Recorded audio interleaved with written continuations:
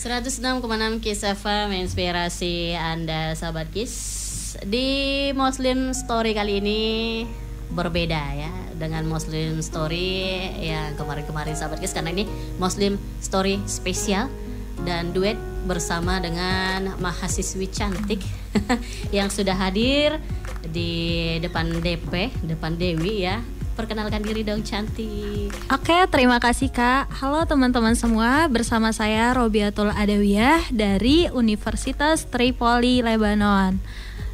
Jurusan Syariah dan Pendidikan Islam. Halo Kak Dewi. Halo, gimana kabarnya nih? Robiah ya? Iya, benar Kak. Panggilannya Robiah aja? Boleh. Gimana kabarnya? Alhamdulillah baik. Kakak gimana kabarnya? Alhamdulillah baik juga. Alhamdulillah. Gimana ini suasananya setelah sampai di Indonesia ya? Setelah mungkin bertahun-tahun ya ada di Lebanon gitu, menempuh pendidikan. Setelah sampai di Indonesia, khususnya di daerah kita ini, gimana suasananya? Apakah beda? Alhamdulillah kayaknya beda ya Kak dari tahun 2020. Jadi aku waktu itu ke Lebanon itu tahun 2020 awal gitu Kak. Suasananya beda. Terus juga kayak waktu itu sampai nggak kenal rumah malah karena lamanya mungkin ya Kak. Iya. Gitu sih Kak. Tapi alhamdulillah tambah cantik ya di sini. Tambah cantik ya, benar. khususnya Kota Barang Sidempuan. Iya, betul sekali. Asik ya. Libanon ini kalau mau ini ya, mau pengen tahu nih Ya, Dewi Kak? ya, dan juga mungkin sahabat-sahabat Kiss di rumah. Ini beradanya di mana gitu? Negara apa sih Lebanon ini? Oke, iya baik teman-teman semua. Lebanon adalah negara yang berada di Timur Tengah atau bahasa Arabnya disebut dengan Syarqil Awsat. Nah, Lebanon itu letak geografisnya berada di seberangan dengan Suriah, utara dan timur, dan juga berbatasan dengan Israel di sebelah selatan gitu Kak. Jadi pertengahan gitu istilahnya Lebanon ini gitu Kak. Mereka di tengah lah ya. Iya betul sekali. Jadi kalau di Lebanon gitu ya kan, berbatasan dengan Israel, apalagi kita tahu sekarang itu lagi konflik. Nah, kalau boleh tahu sebelum konflik nih ya, sebelum konflik pengen tahu suasana Lebanon itu seperti apa gimana maksudnya tempatnya, cuacanya. Oke, iya. Jadi di Lebanon itu teman-teman Kiss, jadi di Lebanon itu mempunyai 4 musim. Yang pertama ada musim semi, musim gugur, musim salju ataupun musim dingin, dan juga musim panas gitu teman-teman. Nah sebelum konflik ini, jadi Lebanon itu termasuk negara yang makmur. Bahkan Lebanon sendiri itu dijuluki dengan Paris of Middle East, artinya itu Parisnya Timur Tengah gitu, saking cantiknya gitu Lebanon ya. Tapi qadarullah karena ada beberapa konflik di negara itu, jadi Lebanon kini berkabung gitu ya Kak, gitu di sana. Iya, jadi ada salju juga ya? Iya benar banget, dan termasuk itu ada namanya Faraya, itu adalah sport salju terbesar setimur Kak, Timur Tengah gitu Kak. Jadi kayak segini nih Kak, nih musim dari Desember sampai Maret gitu, itu udah masuk musim salju. Sekarang udah ada nih salju gitu Kak. Jadi sebelum konflik ini banyak lah ya wisatawan, banyak turis ke sana ya. Iya bener banget Kak, banyak. Bahkan kalau teman-teman tahu, jadi ada namanya Khalil Gibran, kalau Kakak tahu itu termasuk sastranya Lebanon. Dia juga kelahiran dari Lebanon gitu. Kalau teman-teman tahu juga Nancy Ajram mungkin teman-teman itu juga berasal dari Lebanon teman-teman gitu. Yang lagunya kadang salah kaprah ya. Iya, salah diartikan, disangkanya lagu salawat. Kalau benar banget. Padahal Nancy Ajram agamanya ini ya. Iya. Jadi Masehi ya, Masehi, ataupun Kristen gitu. Katolik apa Nasrani dia tuh? Nasrani ya. Nasrani ya. Nasrani. Jadi jangan salah kaprah lagi ya sahabat Kiss. Lagu-lagu Arab belum tentu artinya memuji Allah ya kan? Iya betul sekali. Bisa jadi artinya cinta-cintaan. Bahkan ada mereka jadi kan biasa ya kayaknya nyanyi yang ada yallah itu bukan artinya ya Allah, tapi artinya itu ikut gitu, kayak apa ya, hayya gitu ngajak Kak. lah ya. Iya betul sekali. Oke deh, kalau mengenai makanan ya, bahas Iya. makanan nih, makanan khas dari Lebanon itu apa sih? Oke Kak, kalau untuk makanan khas Lebanon itu ada namanya khubes. Khubes itu roti ya. Jadi kita itu pakai roti yang lebar itu, terus nanti dilapisi dengan jubneh. Jubneh itu kayak apa ya, keju. Kalau nggak za'atar, namanya ada za'atar. Di Indonesia kayaknya nggak ada, jadi aku nggak tahu. Za'atar Mas. itu semacam apa tuh? Semacam apa ya? Kayak bumbu-bumbuan sana Kak, gitu.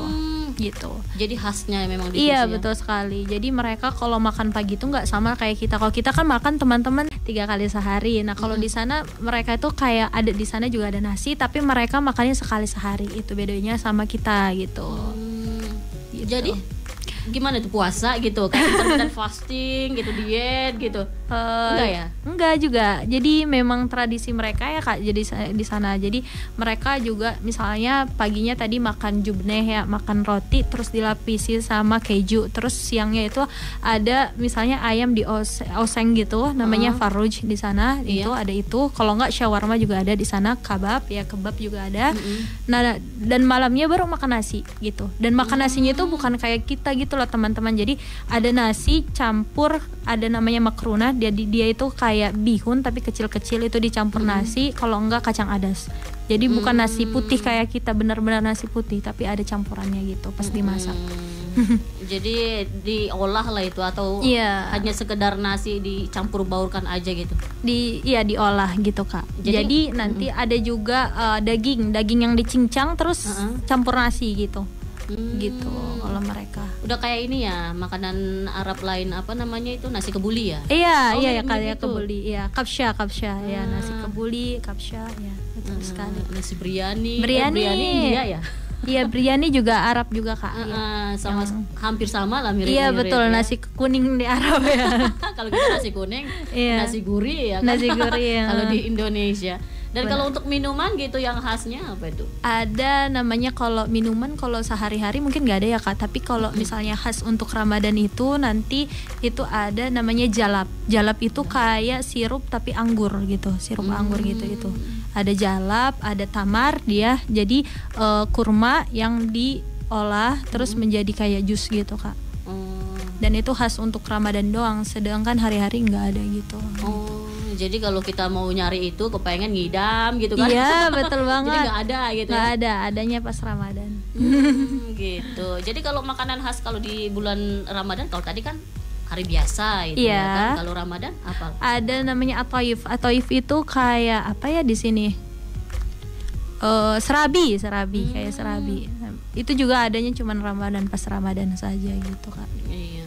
Kalau waktu pagi ke malamnya itu berapa jam? Kalau kita di Indonesia kan sekitar 12 jam gitu. Iya, sebenarnya sama ya Kak, 12 jam.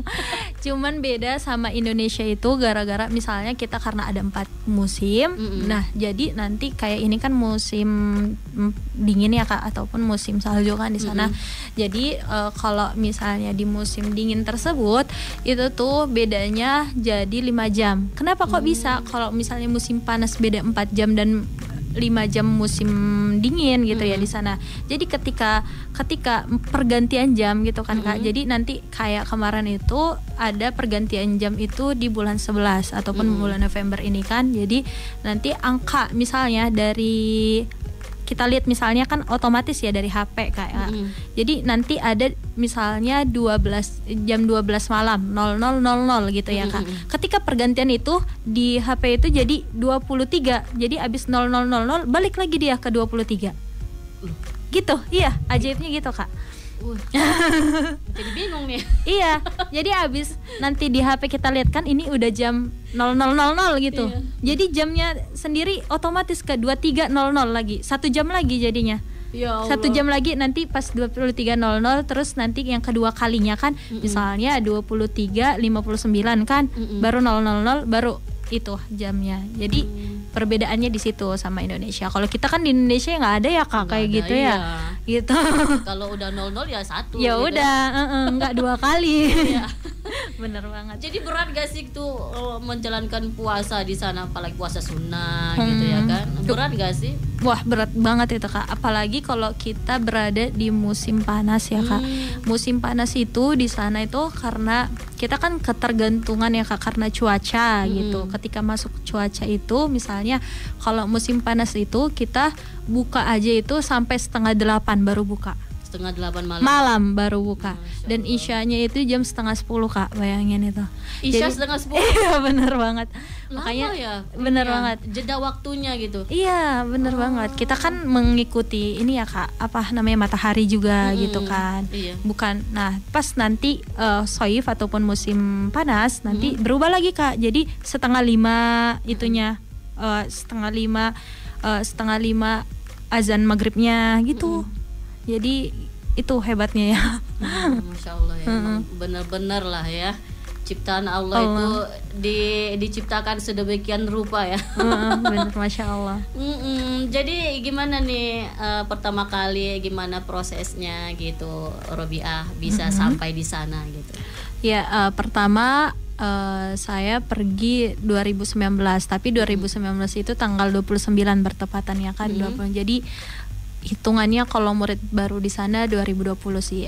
Jadi waktu itu ada testing Kemenak, alhamdulillahnya di situ testing Kementerian Agama, ada di situ Lebanon, Mesir, Maroko sama Libya kalau nggak salah ya. Alhamdulillah masuk ke bagian di Lebanonnya bersama teman-teman juga dari Sumatera Utara, ada 4 orang ya teman-teman semua. Ada dari Deli Serdang, dari Batubara, dari Tapsel 2 orang, sama dari Sidimpuan ya kan. Ada 4 orang. Nah kami testing di sana. Alhamdulillah pas 29 Desember kami pergi ke Lebanon. Nah kalau misalnya dari jarak berapa tuh kalau jaraknya dari Lebanon kalau naik pesawat? Nah jadi kita naik pesawat dari sini ke Jakarta Soekarno Hatta, baru nanti terbang ke Lebanon, transit waktu itu di Saudi Arabia ya Kak. Jadi totalnya perjalanan sekitar 14 jam. Iya, naik pesawatnya itu. Gitu, Kak. Encok. Udah tidur makan semuanya di situ ya Kak. Itu terus habis itu alhamdulillah pas kami pertama datang ke sana disambut juga dengan kedutaan Indonesia di Lebanon sama Pak Dubes, Bu Dubes dan staf-stafnya, dan juga disambut dengan mahasiswa-mahasiswi yang ada di sana. Gitu. Terus kami dijamu, baru makan di sana, terus habis itu dibawa langsung ke kampus. Pas besoknya baru diperkenalkan sama rektor kampus, sama pemilik kampusnya siapa gitu, sama dekan-dekannya gitu kan. Terus habis itu pas itu saya itu jadi berapa ya? Nah habis itu kami testing lagi Kak, testing testing lagi. Tapi kan kemarin kan waktu itu testing wawancara ya, ini testing tulisan secara langsung gitu. Terus habis testing ada namanya markas lugo. Jadi kita belajar lugo selama, atau bahasa ya teman-teman, belajar bahasa selama 1 tahun di sana. Jadi makanya kuliah di Lebanon itu kurang lebih 5 tahun gitu teman-teman, karena kita ada kelas bahasa untuk kita yang bukan orang Arab gitu ya Kak. Jadi untuk kita kayak kita orang Indonesia ataupun ada teman orang Cina, jadi bukan orang Lebanon doang gitu ya teman-teman. Jadi ada orang Cina, ada Indonesia, ada Turki, bahkan Turki juga ada gitu. Jadi memang harus menguasai bahasa Arab ya? Iya, tapi atau ada bahasa resmi di sana selain Arab gitu? Ada Kak. Jadi di sana ada namanya bahasa pasaran ataupun bahasa amiyah ya Kak. Misalnya contohnya kalau kita di Indonesia itu kaifa haluki gitu kan, apa kabar? Mereka itu bilangnya kifik gitu. Kifik itu bahasa. Kifik. Iya, artinya apa kabar juga. Gitu. Simple ya, kifik. Iya. Tapi kita yang nggak tahu. Gitu kan, kalau kita yang nggak tahu kan awam ya Kak, jadinya. Awam. Benar banget. Jadi di situ diituin gitu kan. Jadi memang bukan bahasa Arab emang dari umumnya gitu ya kan? Benar banget. Apa namanya? Ada bahasa tersendirinya lah. Iya betul bahasa sekali. Khasnya di sana. Bahasa khasnya. Ibaratkan bahasa bahasa daerahnya. Iya. Kalau kita kan ada bahasa Indonesia, mungkin ada bahasa Batak, bahasa Mandailing dan sebagainya. Nah mereka juga punya nih gitu.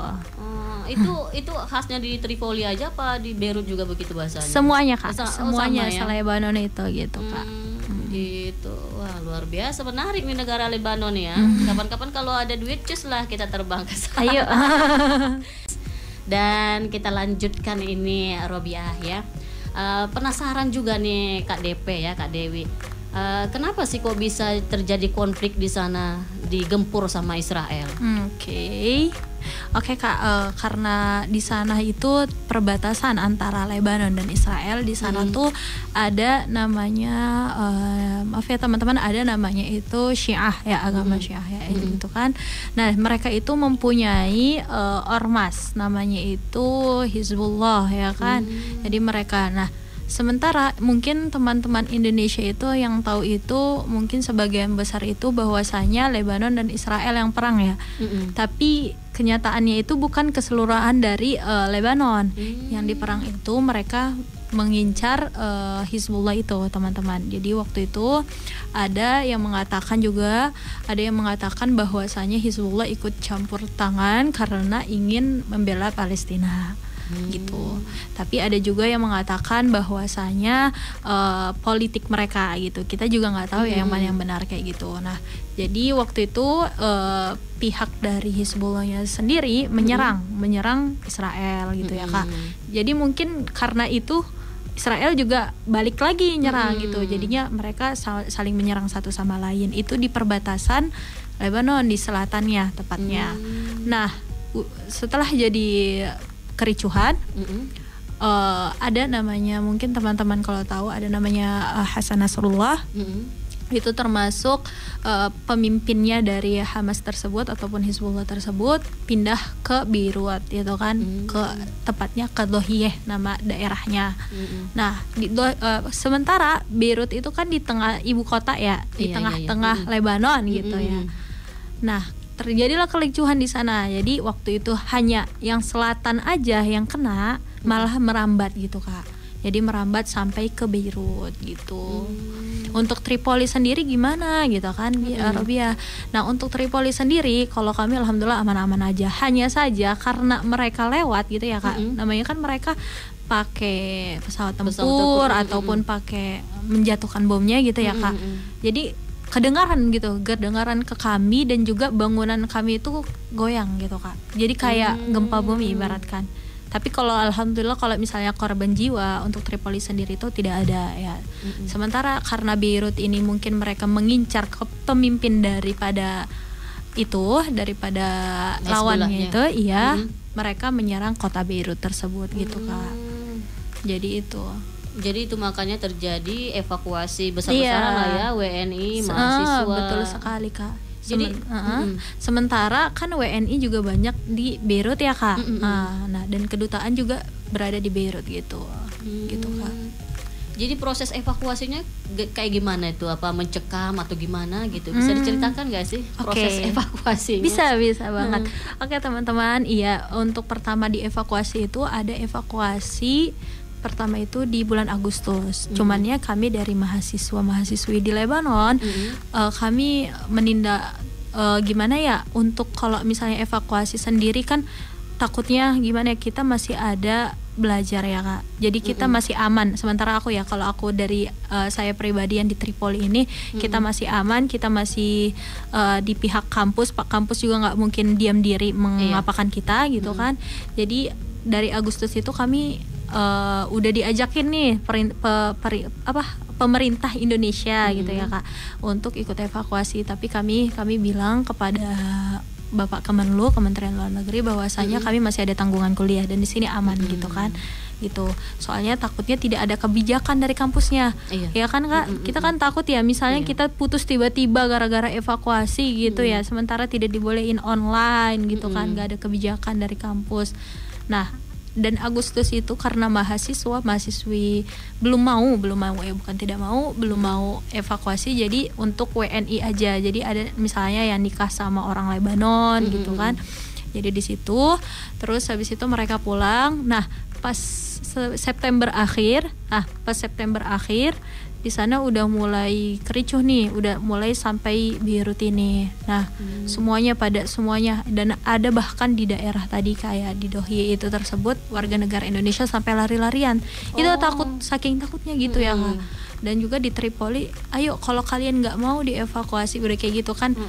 tanggung kalian, terserah kalian gimana gitu kan dari pemerintahan, soalnya pemerintah udah mewajibkan, kitanya belum mau gitu. Iya, KBRI lah itu berarti. Iya, betul sekali. Dan akhirnya kami memutuskan dengan pihak kampus juga, gimana nih, ada nih dari Safaroh kan kalau bahasa Arabnya, Safaroh Indonesia menyuruh kami pulang gitu.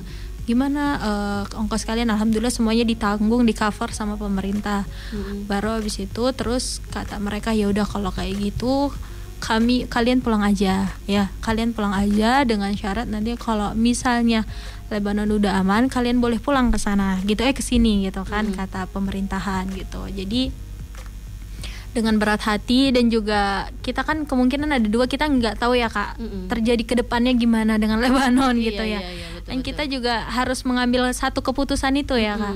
Jadi akhirnya alhamdulillah pada tanggal 4 Oktober kita dievakuasi jalur darat pertamanya. Jadi waktu itu kami dikumpulkan ke KBRI Beirut di sana kan, Kedutaan Besar Republik Indonesia di Beirut, Lebanon.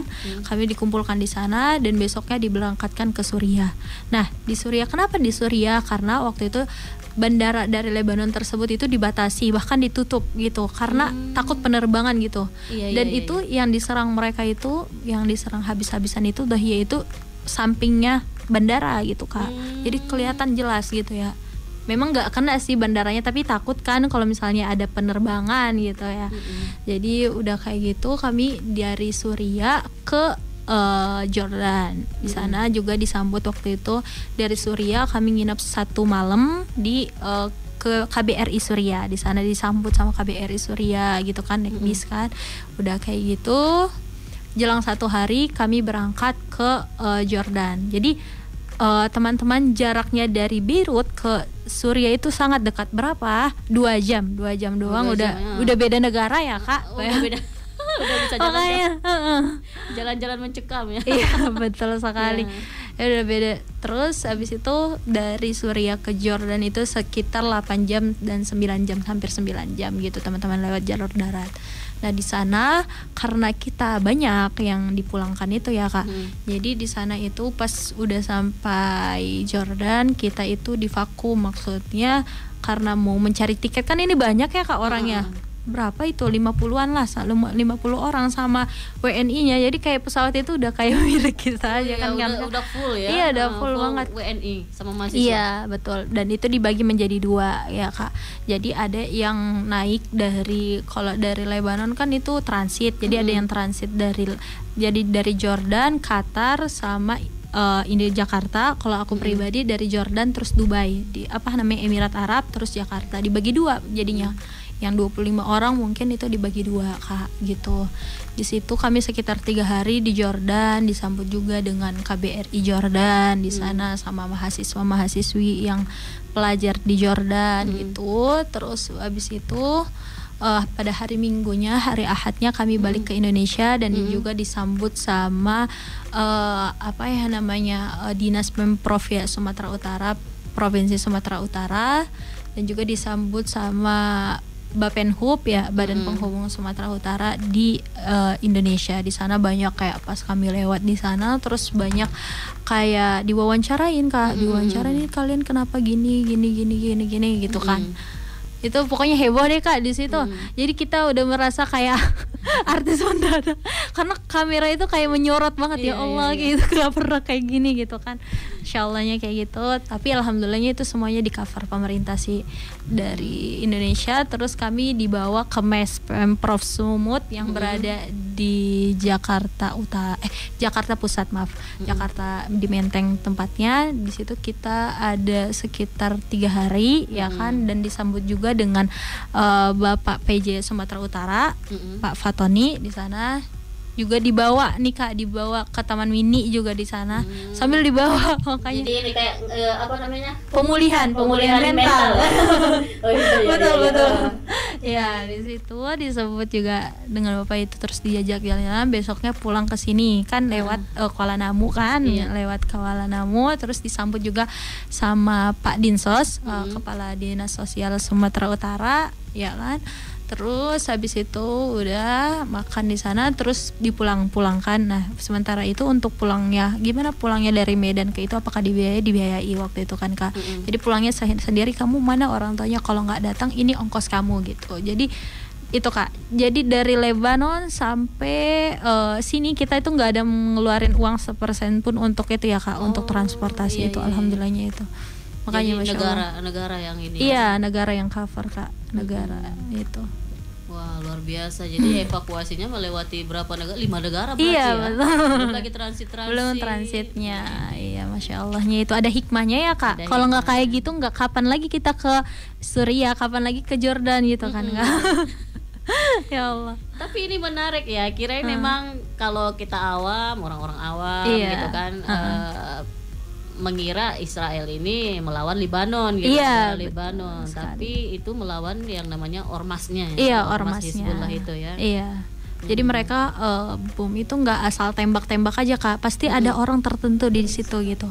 Dan itu kenapa bisa tahu, kalau dari kata teman-teman sih, kenapa bisa tahu mereka orangnya di situ gitu ya. Jadi ada mata-mata mereka, apa ada misalnya, memang ya di mana-mana juga pasti ada Abu Jahal, ada Nabi Muhammad gitu ya Kak.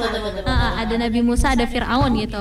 Mungkin ada orang yang menyelinap ataupun yang mata-matanya di sana, yang orang yang munafik lah istilahnya kan Kak, yang nyusup gitu. Oh ini si ini misalnya pemimpin Hizbullah itu ada di Lebanon nih, lagi ada di Beirut misalnya, kayak gitu Kak. Makanya mereka tidak asal menembak gitu ya Kak gitu. Tapi kan banyak juga korbannya orang-orang sipil, warga sipil ya. Betul banget Kak. Jadi kondisi kotanya memang benar-benar hancur gitu saat digempur. Iya Kak. Makan masya Allahnya ini waktu itu aku sempat lihat di Instagram itu sampai mereka tuh, karena mungkin nggak ada lagi ya Kak tempat tinggal, mereka tuh bikin tenda di tepi-tepi pantai. Di sana kan banyak pantai ya Kak, karena ada perbatasan dengan apa, kalau Kakak tahu itu laut Mediterania di sana ya. Jadi mereka banyak yang tidur di pantai pakai pakai tenda-tenda gitu Kak, karena nggak punya tempat tinggal lagi gitu kan, tidak punya tempat tinggal lagi teman-teman, terus tidak punya, ya semuanya udah habis gitu ya. Jadi mereka tinggal di situ. Bahkan ada yang mengungsi ke Tripoli, karena Tripoli kan aman ya Kak. Cuman suara gitu aja ya Kak. Bahkan pas saya sebelum sebelum evakuasi itu kan udah nyerang ya mereka ya. Bahkan mereka ada yang tinggal kayak di tepi-tepi tepi-tepi jalan gitu, pakai tikar doang, terus kayak gitu. Pokoknya kayak pengungsi, benar-benar pengungsi gitu. Padahal itu negara mereka, tapi mereka ngungsi gitu loh. Makanya masya Allahnya. Tapi gitu. Pemerintahan Libanon ini nggak ikut campur gitu kan, soal evakuasi warganya gitu. Apa dibiarkan aja begitu saja? Oh, kalau untuk kita kan kalau kita ditanggung oleh negara Republik Indonesia ya Kak. Makanya ada kedutaan Republik Indonesia kedutaan di sana. Sementara kalau dari Lebanonnya tersebut, karena tadi seperti aku jelasin di awal, Lebanon itu terdiri dari beberapa sekte. Jadi mereka nggak terlalu ikut campur gitu ya, karena yang diperang mereka ini memang bagian Hizbullahnya aja, bagian Syiahnya ini aja gitu ya Kak. Jadi mereka nggak terlalu ikut campur, toh itu bukan agama kami istilahnya gitulah Kak. Itulah saking itunya ya di sana ya, agak fanatik. Jadi kita kalau aku sendiri ya, kalau misalnya kita keluar itu pokoknya jangan pernah bahas agama di luar gitu. Karena agak sensitif gitu. Jadi dibiarkan aja gitu warganya ya. Iya gitu. Ya Allah, kasihan juga ya. Makan atau apa gitu, uluran tangan warga lain lah berarti ya. Iya betul. Donasi-donasi warga langsung terjunnya warga gitu. Kalau pemerintah emang aslinya udah angkat tangan lah ya, nggak mau ikut campur. Iya Kak. Betul. Emang sekali luar biasa menarik ya soal Libanon ini. Tapi menariknya lagi ini kuliah di sana di awal-awal ya kan, kayak gimana sih nyampe di sana itu, orangnya, warganya ramah-ramah atau gimana, atau cuek-cuek gitu? Iya. Oke, untuk kayak culture shocknya ya pertama di sana, kalau untuk makanan itu kan mungkin banyak lah ya, kok makanannya kayak gini, terus nggak cocok di lidah. Tapi lama kelamaan gimana demi keberlangsungan hidup ya teman-teman. Gak mungkin gak makan kita ya, dicocok-cocokin ya kan. Alhamdulillah sampai sekarang terbiasa gitu ya teman-teman. Terus untuk teman-temannya juga alhamdulillah baik-baik ya. Bahkan kalau teman-temannya sendiri, karena saya juga jurusan syariah di sana juga kan, dan teman-temannya betul-betul memang teman-temannya yang anak rumahan di sana, yang seringnya di rumah aja kayak Introvert gitu. lah ya. Kalau mereka kayak gitu Kak, yang nggak terlalu berbaur. Jadi tapi alhamdulillah mereka punya antusias yang besar. Mereka tahu kita ini bukan orang Lebanon. Mereka tahu bahwasanya kita ajnabi ataupun orang asing gitu ya. Jadi apabila kita berbahasa Arab, misalnya kita salah domir, misalnya salah pengganti, mereka wajar. Kayak mereka, ibaratkan mereka bahasa Indonesia, kita nggak bisa kita salahin mereka kan Kak. Nah begitu juga dengan mereka bimbing kita. Terus bahkan saking dekatnya aku punya juga sahabat di sana itu, aku sering ke rumahnya kalau misalnya ada liburan gitu, kita main, ayo Robia nanti kita main ke rumah aku gitu. Dan ibunya itu benar-benar kalau misalnya kita datang ke rumahnya itu cipika-cipiki, benar-benar kayak anak kita gitu, anaknya gitu, anak kandungnya iya, gitu betul, ya. Kak. Terus physical touch lah ya. Iya, physical touch, bahasa beneran. cintanya. Betul banget. Iya. Terus ayo nginap, terus kadang-kadang dibawa ke pantai sama keluarganya gitu Kak. Gitu saking akrabnya ya sama orang lokal Lebanon ini ya. Terus aku tuh kalau hari Jumat itu ada pengajian. Nah di sana tuh kalau kita menghafal Quran ataupun kita punya hafalan, kita mau sendiri itu ada namanya markas tahfiz ataupun markas Quran. Nah terus aku waktu itu punya temen Arab kan, aku punya ini nih, aku pengen biar hafalan aku lancar gimana. Terus dibawain, kamu mau nasmi sama siapa, mau nyetor Quran sama siapa, mau sama ustaz ataupun syekh atau sama ustazahnya. Oh aku kayaknya sama ustazahnya. Dan di sana terbuka gitu Kak, jadi nggak bayar, nggak ada istilahnya kalau di Indonesia bayar seikhlasnya tapi ditakarin gitu ya Kak. Betul.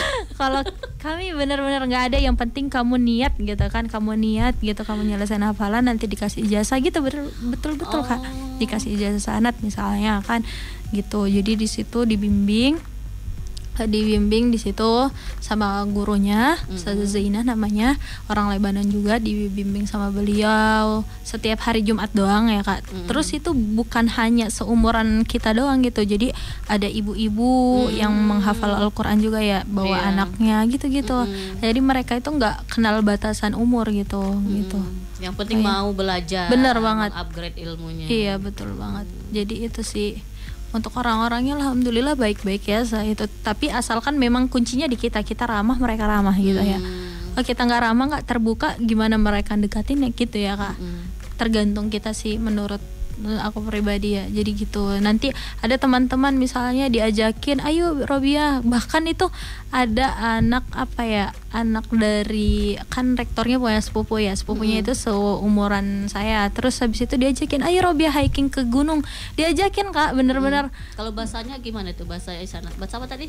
Bahasa Amiyah. Nah gimana tuh ngajakinnya dalam bahasa Amiyah?